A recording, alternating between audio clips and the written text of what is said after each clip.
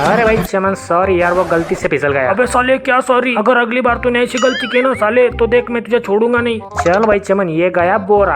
अरे भाई चमन तू क्या कर रहा है नीचे, चल उठ जा जल्दी, दूसरा काम भी करना है। अबे चमन यार रुक जा, गिर गया। साले कल्लू आज तू घर चल, मैं तुझे दिखाता हूँ आज तो।